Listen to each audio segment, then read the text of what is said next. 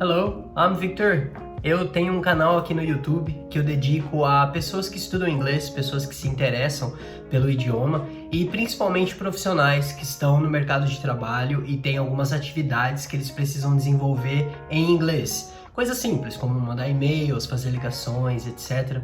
E é muito importante que quando a gente faz as nossas comunicações com outro país, que a gente observe que existem algumas questões culturais que são muito importantes. Então, na hora de mandar um e-mail, na hora de atender uma ligação, participar de uma reunião e etc., é muito interessante que você observe alguns pontos culturais. Quando a gente fala de inglês especificamente, eu vi já na minha experiência no mercado de trabalho que alguns americanos têm questões com a nossa educação aqui no Brasil, com o quanto nós somos educados. Eu percebo que eles acham que nós somos um pouco rudes. E eu sempre fiquei pensando por que será que eles achavam que os brasileiros eram rudes, né? Na verdade, nós somos conhecidos por sermos muito educados, né? A gente toma muito cuidado quando a gente vai falar com um gringo e etc. Eu queria saber o que fazia com que os americanos achassem que os brasileiros eram rudes. E eu percebi que os brasileiros faziam de tudo para se comunicar, se comunicavam em inglês, que é um ponto muito interessante.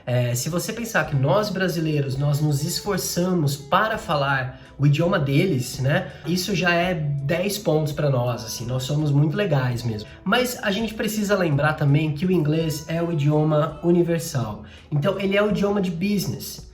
Imagina que duas empresas estão em comunicação, uma delas está na França e a outra está na China, ou seja, uma delas fala francês, majoritariamente, e a outra fala mandarim, muito provavelmente.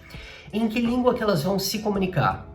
Não vai ser em francês e não vai ser em mandarim. Na maior parte dos casos, as empresas vão se comunicar em inglês. Então nós estamos respeitando uma tradição mundial. Eu tinha essa dúvida do porquê que os americanos achavam que os brasileiros eram rudes. E eu comecei a analisar alguns e-mails e eu entendi o que estava acontecendo. Os brasileiros não estavam sendo rudes, na verdade eles estavam dando instruções. Eles precisavam que os americanos fizessem uma sequência de processos e eles foram apenas dizendo do it, transfer, delete, todos os verbos no imperativo. Os brasileiros, por fim, estavam utilizando todos os verbos como ordens. Mas se você está falando com alguém em outro país, você precisa observar algumas questões de educação. Os brasileiros têm mania de utilizar direto o verbo. Do it, cancel, delete, install e por aí vai. Então nesse vídeo você vai encontrar 5 dicas de como ser mais polido no seu inglês, ok? Como trocar e-mails com a rainha da Inglaterra. Então, basicamente, vamos transformar essa frase. Ao invés de você falar restart your computer, você vai falar can you restart your computer? Só de você adicionar o can no começo da frase, ele já, né? Eu não tô te dando uma ordem, eu tô perguntando, será que você pode reiniciar o seu computador?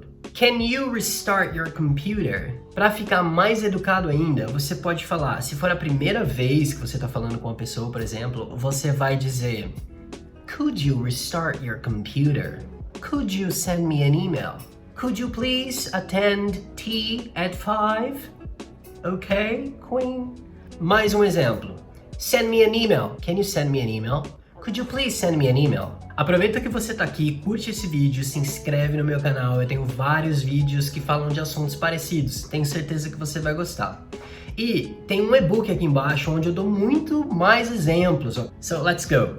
Number 2. As pessoas que costumam ser agradecidas, elas usam bastante o famoso thank you, ok?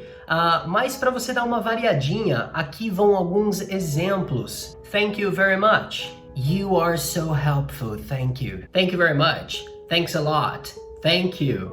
I appreciate it. Todos esses funcionam. Outro ponto que é extremamente importante e que é a nossa terceira dica é cuidado na hora de discordar de alguém em inglês. Então, se você vai refutar a ideia de alguém, concorde com ela parcialmente. Então, aqui vão alguns exemplos. I understand what you're saying, but on the other hand... My cat's moving. I understand what you're saying, but... I didn't catch it. I understand you, sir, but... Please consider my point of view.